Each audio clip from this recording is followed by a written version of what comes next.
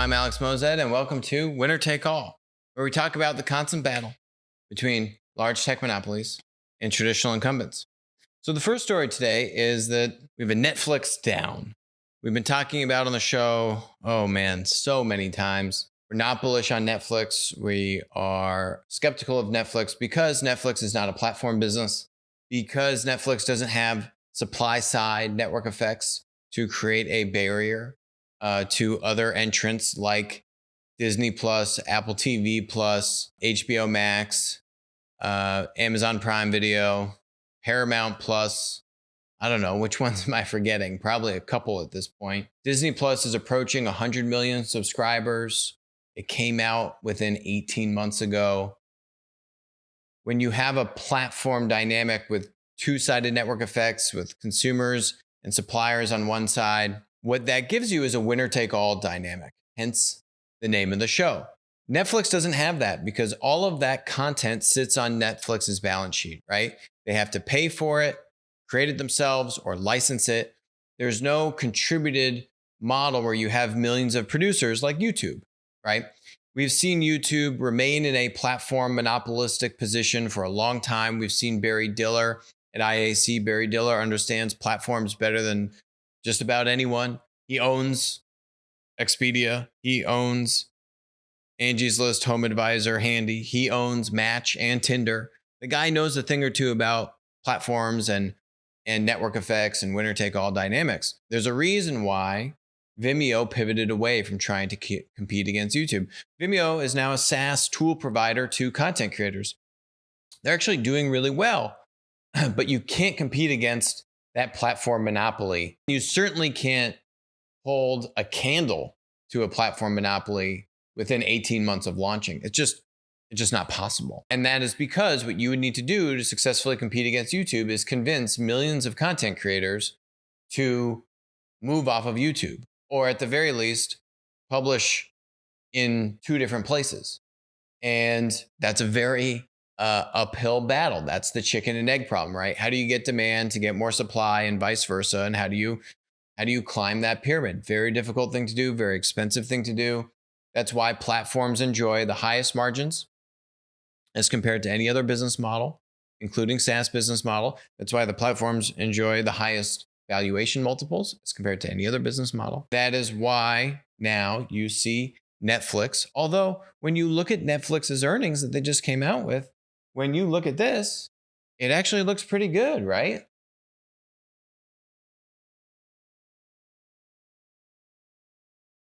They actually beat on earnings in Q1. They beat on revenue. Look, all the other quarters, they missed on earnings. But their stock didn't nosedive. And why is that? Down to, roughly $500 a share from like $550. So losing 10% of value after coming out with earnings. Why that is because these tech companies, these stocks, they're growth stocks. And what the investors want to see is unabated growth. And that is what slowed in Netflix's earnings result, was their subscriber growth. That's what the investors are looking at for these high-tech growth stocks. That's why they're called growth stocks. You have value investors and you have growth investors. And when the growth slows, why did the growth slow? Because the market is more competitive. It is more saturated for Netflix, right? So they already had an uphill battle. But now you got a bunch of very well-funded, these are some of the biggest companies in the world, nipping at their heels. And you know what Netflix is? Netflix is a movie studio. They're not a platform. They're a movie studio with really good digital pipes for distribution. It's a linear business. Doesn't mean it's a bad business. It just means that it's overvalued. We called it. And now I think you're seeing it. I don't think it ends there. You got people here like Kathy Wood, who is still bullish and buying the dip. Horrible idea. Horrible idea. That growth isn't going to come back. There's no magic switch that Netflix can just push at this point. Actually, the competition is only going to heat up on Netflix. Disney at almost 100 million subscribers. HBO Max, over 40 million subscribers. Peacock from Comcast, over 30 million subscribers. They're only going to get more aggressive. They're only going to get more into their own groove as they figure out how to embrace this new model. It is a new business model. but it's not a platform model. So yeah, I don't think Netflix is out of the woods. I would definitely not be buying the dip because I don't think it's a dip. I think this is the beginning of a more competitive environment. This is Netflix turning a leaf. And the last point I'll make on this is one of the, newsletters here talking about Netflix says Hastings has shown real discipline by staying singularly focused on building Netflix's video streaming service. Another CEO might have been tempted to diversify into other forms of entertainment like podcasting or music, or to broaden its programming into new areas like sports. While that may not happen, it is conceivable Hastings might start to think about selling. This might be the right time for him to cash out. Sell to Apple. Great idea. I don't know who wrote this one, Martin Pierce. But look at this. Another CEO might have been tempted to diversify. That's the CEO's job, is to keep innovating. The reason why Netflix is in this position, it's not like this is a small little baby company that's going to get distracted by innovating or exploring new models or new categories of content. This is over $200 billion market cap company after taking a 10% haircut on their stock. This is a symptom of leadership not innovating, not going into new categories. You want to know who's going into new categories? Spotify is going into new categories. Why is Spotify going into new categories? For the same reason that Netflix just had 10% stock dip. Because there's no fragmentation of the supply, right? You can't build a marketplace, you can't build a dominant platform without fragmented supply. It just doesn't work that way. Premium kind of video movie content is not very fragmented. There's like 5 big movie studios. Netflix is now one of them. Where there is fragmented supply in music is not music, it's in podcasting, right? Podcasting super fragmented. Where have we seen Spotify investing, getting Joe Rogan, getting other big marquee podcasters? It's what we call a marquee strategy. You go secure, key producer side, supply side assets to draw more demand, right, to your offering. I think it's a very smart move for content platforms like a Spotify to actually try and become a platform, right? Spotify, not a platform with just music. Podcasting has a platform business model because you actually have producers and consumers, right? You actually have contributors that are contributing inventory, asset light. Spotify doesn't need to pay for that podcasting inventory. It's not a liability like their music business is. Now, it's not a huge part of Spotify's business today, but it can grow. And I think it's a great, very wise decision for Spotify to invest in that. Why has Netflix not done that? Why has Netflix not embraced what I would call more broadly user-generated content? That's what podcasting is. This show is user-generated content. This is a video podcast. Netflix and their leadership has failed to stay ahead of the curve. This was obvious. I've been talking about it for years, and I don't get paid like Reed Hastings gets paid. He should have seen this. Maybe he did see it. He probably saw it. He just didn't act. And that is a failure in leadership. You want to know another example of a company that is commonly confused to be a platform company, but is not a platform company, whose stock has also been pretty flat lately, is Zoom. The China risk to them has not been the reason that their stock has been flat. But it goes back to the business model. Zoom peaked at like 540. Now in the 330s. Right? A year ago, it was just slightly under 200. Really taking a lot of that return off these past 6 months. Peaking here in October. Zoom is not a platform business. Zoom doesn't have that network effect dynamic, right? Zoom doesn't have, like if you think about a communication platform, you don't have this dynamic of like WhatsApp, for example, where, you have friend lists, you're friending people, you're building relationships, or like Slack, right? That communication kind of collaboration platform, right? Every time you join a Zoom call, it's a new instance. Yes, you can have your own account, but you don't have this idea of like double opt-in network effects. You don't have this idea of like friending. Many people just join a Zoom and the person creating the Zoom call has an account, but you don't have that two-sided stickiness, right? You don't have, as a result, that network effect. Maybe Zoom will change that. But that is the other challenge. or that is the other misconception with Zoom's business model. They talk about themselves like a platform. I don't know, like maybe 80 times in their 10K, I think it is. They are not a platform business. They will not be going into platform. There's no true network effect, which means there's no true winner take all dynamic. There are a bajillion Zoom clones right now. That's why you see Zoom actually launching a VC fund to try and spur companies to build apps on top of Zoom. That's a development platform model, right? So, hey, that's a good way for Zoom to innovate. How can they embrace a platform model? Dev platform. Get a bunch of integrations on top of your Zoom platform, development platform for video streaming. That makes sense to me. Zoom leadership making strides. Netflix doing nothing. Don't even hear them wanting to do anything. Okay, that's their prerogative. I wouldn't buy it. I wouldn't invest in it, put it that way. I wouldn't take Kathy Wood's lead, I'll tell you that much. So, next topic is Microsoft. Microsoft just bought Nuance for a boatload of money. Nuance is they would probably call themselves a communication platform, but it's really just like a video streaming, more of a technology business than it is a true platform company. Not to critique the warrants of the acquisition. My point here is that actually, Microsoft is smart. They are seeing that eventually, although what's ironic is they're unabated by it right now. But I mean, you would think with all the spotlight on big tech, with congressional hearings, which I'm going to touch on here in a second, going on, that might cause them to slow down on their M&A spree. And nope, it's exactly the opposite. If anything, I think it's speeding it up. And these big tech monopolies, Microsoft included, are trying to see how much stuff they can get done before it might close on them in the future. So they tried to buy Discord. And the Wall Street Journal reported here that Discord has ended talks with Microsoft. The chat startup wants to stay independent and wants to try an IPO.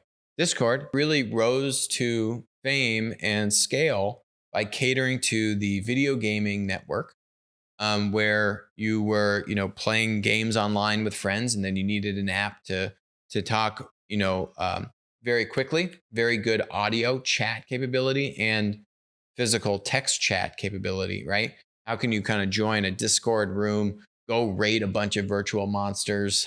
That was my teens playing a bunch of MMORPGs. But I don't think Discord was really around when I was doing that. That shows, again, dating myself here. But anyway, this is how these tech monopolies expand, is through M&A, right? That's how they branch out into new platform types, other platform types, right? There's 8 different types of platform business models. So this is how Microsoft's saying, hey, let's get into, this kind of communication platform world more aggressively. We've seen them get into the social networking world with LinkedIn. We saw them get into communications, with Skype. They took multiple bites at that apple. So, this Discord is a communication platform play, which is a little bit of a weak spot in their arsenal, despite having Skype.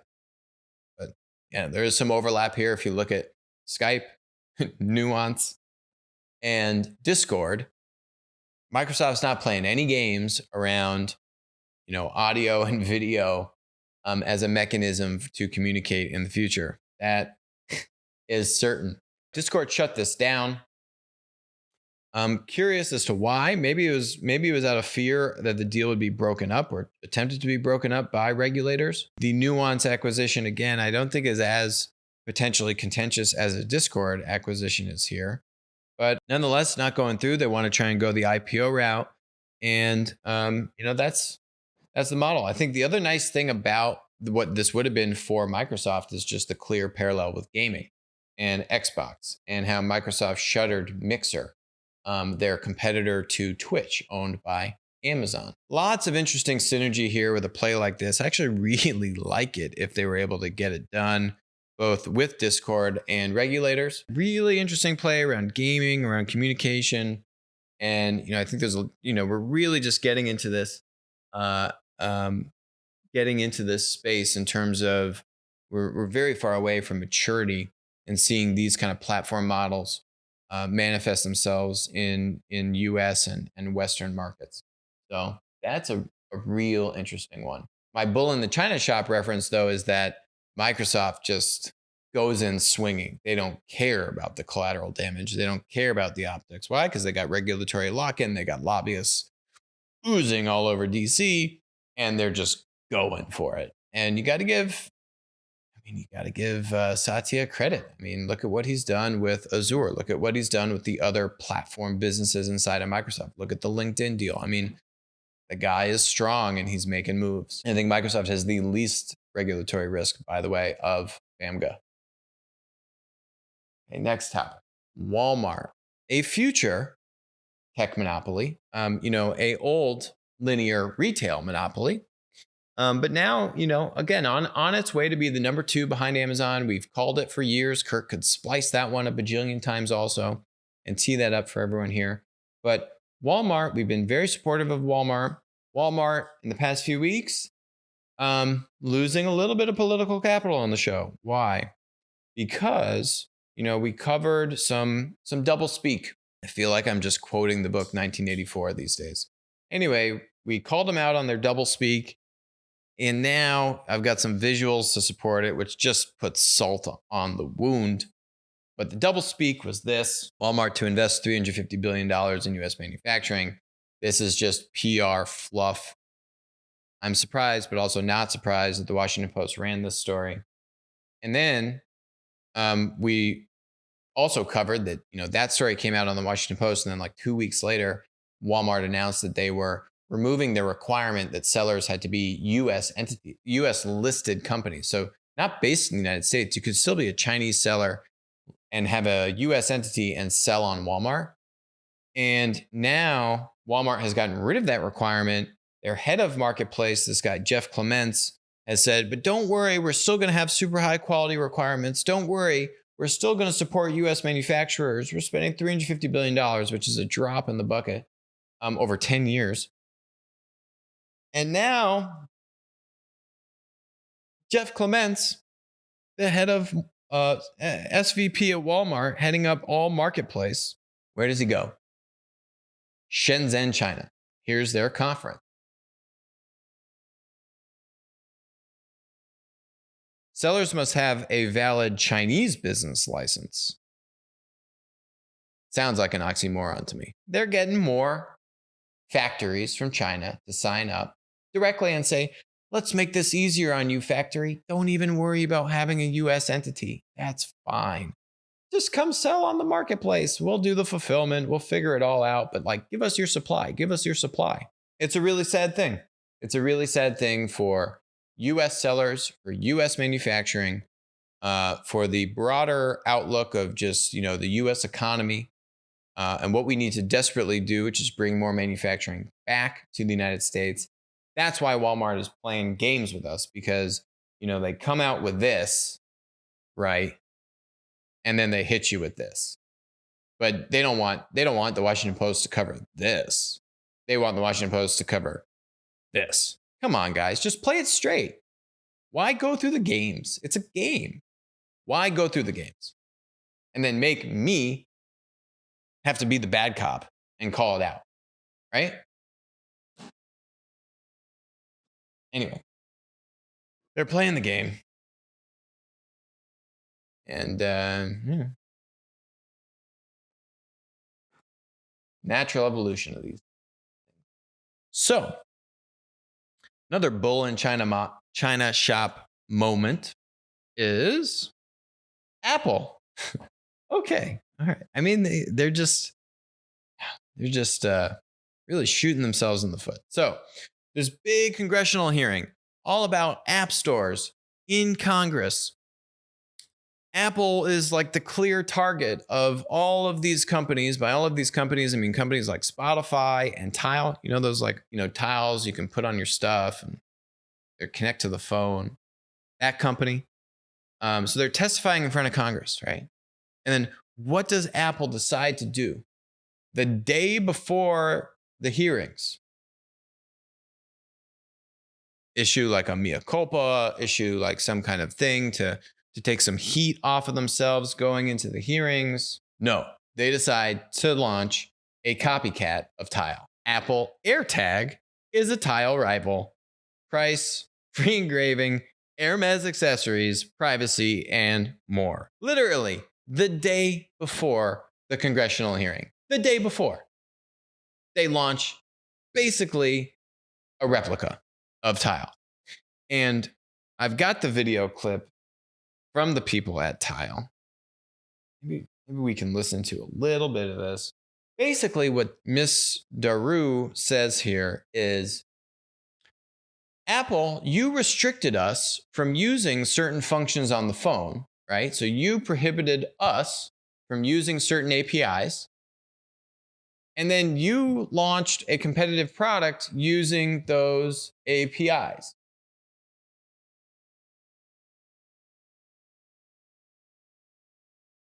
You're a monopoly, and this isn't fair. Let's watch a minute or so. Tile helps people find lost items. Our devices work with the Tile app to help people find their keys, wallet, purse, really anything. We also embed our technology into third-party products like headphones, laptops, and wearables. We're a small company with less than 150 employees, but we pioneered this category and found success even in the face of significant competition, ranging from other startups to Fortune 50 companies. Much of our success relates both to world-class features and a commitment to both privacy and, importantly, interoperability. We believe consumers should have a seamless finding experience across any platform, including Android and iPhone. And this is where platform monopolies get into trouble, is when they double dip. So it's one thing to squeeze your producers, your suppliers for margin, right? But as long as you squeeze all producers the same, then at least you're not playing favorites, right? Okay. Like, sure, you're taking advantage of your suppliers, but you're taking advantage of all suppliers. So it's not as bad, right? When you squeeze the suppliers and then you directly compete with the suppliers, that vertical integration, that directly competing with your suppliers dynamic, that's where you should at least get into trouble. Now, the government has been swinging and missing on this. Well, they haven't even really been trying to swing, but they've kind of like miffed. I don't even know if they didn't take a full swing. They were like warming up, getting ready to go at bat. And then, they were like stretching, and then they like pulled a muscle and tapped out from even going to bat. And then they kind of finally got to at bat, and then they like tried to bunt, and it's just not working out well. Now, it's for a variety of reasons. Corruption's definitely at the top of that list. And what I would call a nicer word, or a couple words, would be regulatory capture. That's called lobbying and money. But despite all of that, this is where platforms, whether it gets tried in the courts or Congress or wherever, this is where this is where platform monopolies take advantage of that monopoly power, is by squeezing producers and then going a step further and actually directly competing with the producers. We've seen Amazon do this a bunch of times, Amazon Basics. We covered that, that bag thing a couple episodes ago on the show, where they literally just made their own version of the bag. And they actually like named it the same thing too. And then they changed the name because the startup put out a great video calling out Amazon. So you see this all over the place. We see Google doing this. We see this all over the place. Actually, Facebook, not including Microsoft, because they're more B2B, and I think they've deliberately kind of shied away from some of the B2C stuff, except in gaming. But of the B2C facing FAMGA tech monopolies, Facebook actually has the least vertical integration, where they're competing with their producers. They're completely overzealous on content censorship and regulation, also not okay. But actually, when you look at the vertical competition dynamic that I'm talking about, of the four, Facebook, Apple, Amazon, Google, Facebook's actually the best in that regard. Amazon, the worst. And then I'd say it's like a tie between Apple and Google. But that's what they're getting at. Apple, another bull, China shop, just destroying China all over the place. They just kicked the $5,000 China off the top shelf. But anyway, this is the note we will end on. inflation. No, winter is coming, inflation is coming. I would actually argue that inflation is here, but the people at the Fed would pretty heavily disagree with that. But everyone can make up their own opinion. I'll give you a couple examples about why inflation is actually here. And if you don't want to believe that, then inflation is definitely coming, like big time inflation, not like 3% inflation. I'm talking like big inflation. What do I mean by that? Okay. There are signs, right? There are signs of the market just not acting efficiently. And then there are weird cues all over the place. I had the chief economist of LendingTree on the show. He didn't agree about inflation, but I did get him to agree on asset price inflation. What does that mean? Asset price inflation means investment assets like stocks, clear inflation, like housing prices, like crypto, like private company valuations. We've covered that at the end of last year. We issued a tech startup kind of M&A year in review report. And what we highlighted there was that we were seeing drastic increases in valuations of tech startups that were mid to later stage, like Series C, D, and beyond. And now what we're seeing, and we've covered this on the show before, we're seeing crazy valuation increases with early stage startups. And now there's reports, we've also covered this, that the growth stage VCs, like you had the private equity and the hedge fund people going into late stage tech startups. Now you got the growth stage VCs or the later stage VCs. They're being crammed down to go invest in the early stage startups. So there's just, right, it all cascades down. So and it takes time because we're just printing now we're not at 10 trillion yet between Federal Reserve and federal government, but we'll probably break 10 this calendar year or close there. We're printing a lot of money. The only saving grace, if you take a giant step back, is that China's been printing way more money than we have, probably 3x the amount of money than we have. It doesn't make it okay, but it's a whole other thing. But anyway, point is, inflation is coming. Another example, we do a lot of work in B2B distribution.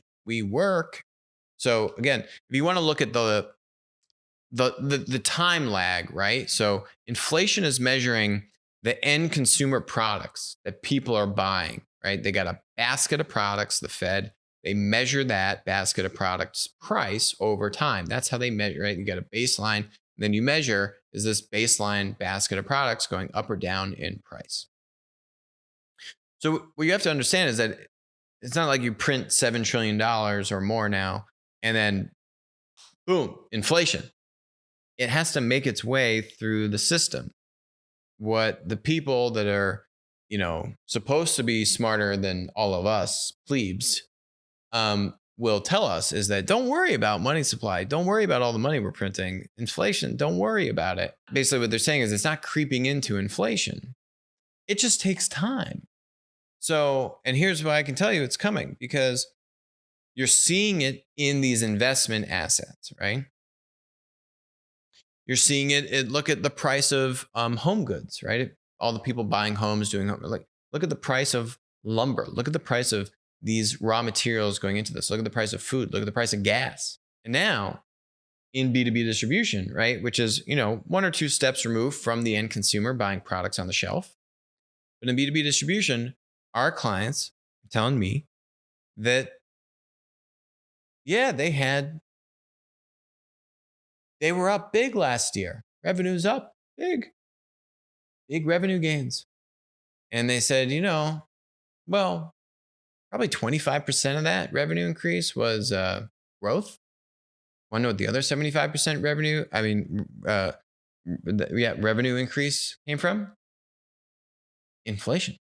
Just the price of the goods became more, which means their revenues increased. But it wasn't because of growth, right? It was just because the price of their order volume, they did similar number of orders, right? But just the products now go for more money, so that then increases the revenue. But the fundamentals of the business actually only had 25% of that overall revenue gain was legitimate growth. 75% is inflation. Now, that inflation, because that's in the distribution world, doesn't get measured in the Fed's basket, right? It's not a consumer good. So this is the lag I'm talking about. That's what I mean. Inflation is coming. 1,000% is coming. And then what you just need to understand is, I mean, you can't stop it from coming. So you might as well figure out how to thrive in a hyperinflationary environment. That's the real question. But it's coming. Question is, what are you going to do to benefit from that kind of an environment? And if you want some ideas on that, go watch our Jim Rickards interview from a couple months ago now. That's it for us today on Winner Take All. I hope you enjoyed the show, and I will talk to you soon.